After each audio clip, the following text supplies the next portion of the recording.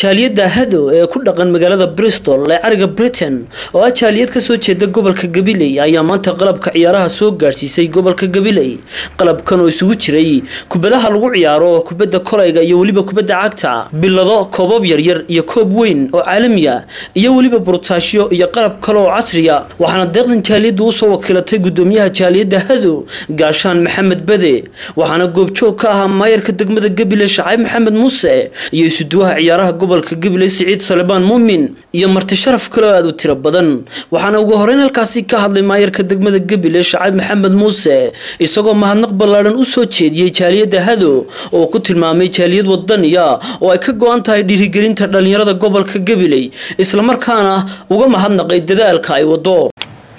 oo maanta halka nagala joogo Gaashaan Maxamed Bade oo rutinin dhalinyara aqoon-yahana oo qalabkan maanta hortiina yaala inoo sida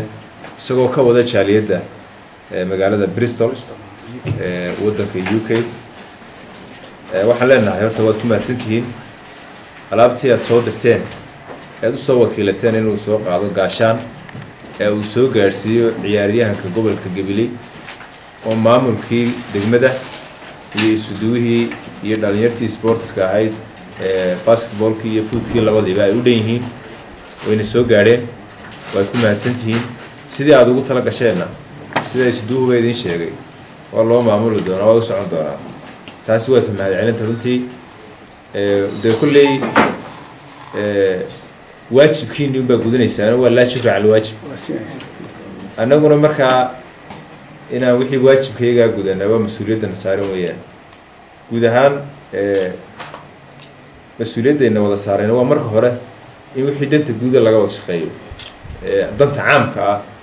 hadday tahay maanta waxaanad keenteen wixii ugu wanaagsanaa weeyaan. maamaaba waxaa tirahdaa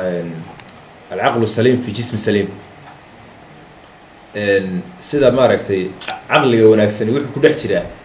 jismiga sports kale ee caafimaadka qaba ee maaragtay nashaadaadkiisa qaatay. nolosha dhalinyartana qayb ka mid weeyaan sportigu ama ciyaaraha kala duwan. sidoo kale isuduwaha ciyaaraha gobolka Gabiley Siciid Salebaan Muumin ayaa tilmaamay in loo baahan yahay in la dhiirigeliyo dhalintaasi loo baajiyo tahriibka iyo muqaadaraadka, una mahadnaqay jaaliyadda Hado oo ku tilmaamay mid dadkeeda wax u qabanaysa. wasaaradda dhalinyarada iyo ciyaaraha gobolka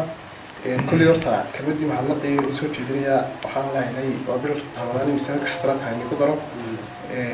hadda mar hore soo dhaxay Gaashaan waxay idin koobka noqdo koobka kooxaha heerkooda, laakiin kooxii heerka koobaada ilaa khayraad iyo dalada dhalinyarada Sooyo ayaa maalgelisay tartankeedii inay koobkii keento. waxaad ka wada warqabtaan in kulli ogtihiin in information ka inaga siin doonaa waa 350 dhalinyaro 350 ciyaartoy ayaa koobka imika ciyaarta ka qayb galay. taariikhda marka wax la qiyaasay 1500 qofna way ku madaaloonayan ay daawanayaan oo dhalinyarta qaar ka fikireen xilliyada tahriib. markaas waa kulli reportka soo qornay taas tahay 350 kaasi wax ku jirta koox Arabsiya inta kale waa magaalada wax ku jiraan xulka iyo selection jiraan magacaabista kooxo.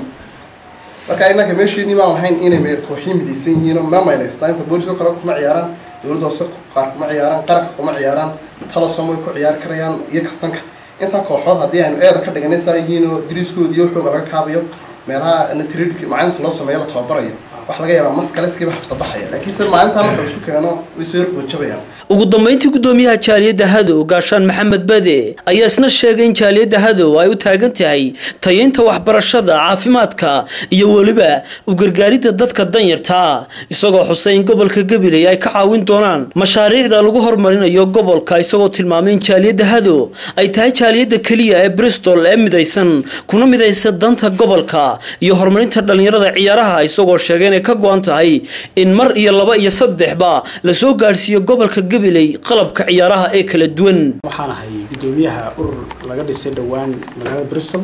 ee UK.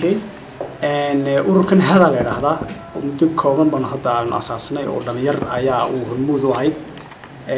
magaalada Bristol jaaliyad weyn baa degan sida ogtihiin maamulaya oo reeb Gabiley oo ay Hargeysa iyo Djibouti ba. marka waana magaalada qura muxuu ahaa jaaliyadda Gabiley rag iyo dumar iyo dhalinyarba ay midaysan yihiin. muxuu ahaa insha Allah waxyaabo badan baa noo qorshaysan hadduu alla yiraahdo inaanu sanadkan dabeeqadiisa insha Allah aanu qabanno inkastoo targetkeygu yahay waxbarashada iyo tacliinta sidoo kale masiibooyinkii insha Allah wixii dabiici yimaada qalabkan sportska maanta sidoo jaaliyada ayaa ii soo dhiibtay oo lagu inaan guddoonsiiyo isduwayaasha iyo maayarkaba gobolka waxa loogu talagalay kubadaha waa ilaa 18 baan malaynayaa kubadood oo 10 ay basket yihiin 18 football iyo 10 basket muxuu hayo 20 beer oo shoe pass oo waxaan la yiraahdo protection amba gloves xagan laga yaqaan sidoo kale koobkan waxa loogu talagalay markii hore inaanu gobolka Gabil aan ku soo qornay marka inaga insha Allah iyo 50 bilood weeyaan sportskan waxaan ugu talagalnay dhiirigelinta ciyaartooyga gobolka amba ciyaartooyga inta doonaan xag basket iyo xag footballba maadaama ay guulo wanaagsan ay doorkii hore ay soo hooyeen insha Allah waxaan ku tarjinaa inaanu dhalinyarta si gaar aan ula shaqeyno on insha Allah wixii intan ku ekaanaysa insha Allah wax kala insha Allah waan qaban doonaa qalabkan ciyaaraha ee caalamiga ah ee soo gaaray gobolka Gabiley ayaa ku soo beegmay xilli dhalintu ay aad ugu baahnayd isla markaana ay tartana ciyaarihii ka socdaan gobolka iyadoo baryahan dambe ay gobolka Gabiley ku soo badanayaan qurba joogta reer Gabiley kuwaasi oo gobolka ka fulinaya horumar iyo adeegyo caafimaad waa Jacfar Awil Herari shabakada wararka ee Gabiley News magaalada Gabiley